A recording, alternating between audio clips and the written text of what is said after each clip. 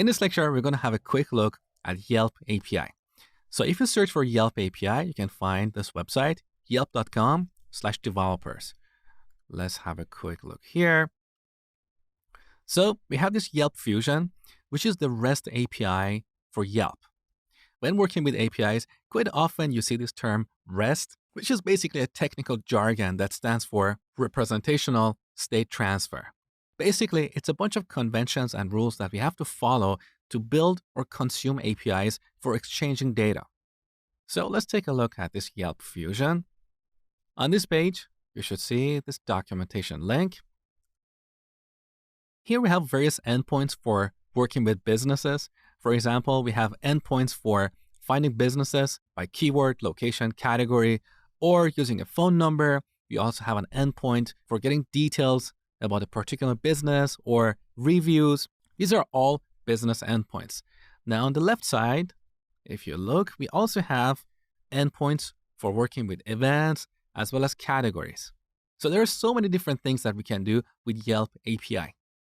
Now, to get started, first we should create an app. So let's give our application a name.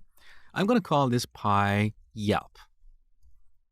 Now, if you do have a website, we can put that here. But in this case, we don't have a website. We simply have a Python program. Next, we need to specify the industry for this application.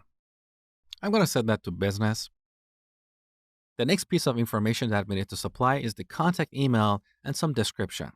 So I'm going to type programmingwithmosh@gmail.com and some description. It doesn't really matter. We can always come back and change this in the future. So obviously, we need to accept their terms and conditions. And I don't want to get any emails about their product news and so on. So let's go ahead with this and create a new app. All right, our application is created. Now we have a client ID that uniquely identifies our application. This is like a username for an application. We also have an API key, which is kind of like a password for an application. We'll need this API key whenever we want to talk to any of the endpoints on Yelp. This is for security. So Yelp wants to know who is calling their API endpoints. With this basic information that we provided, at least they have a contact information. They know who is the creator of this application. All right, we have created our application. Next, I'm going to show you how to send an HTTP request to Yelp API to get the list of businesses.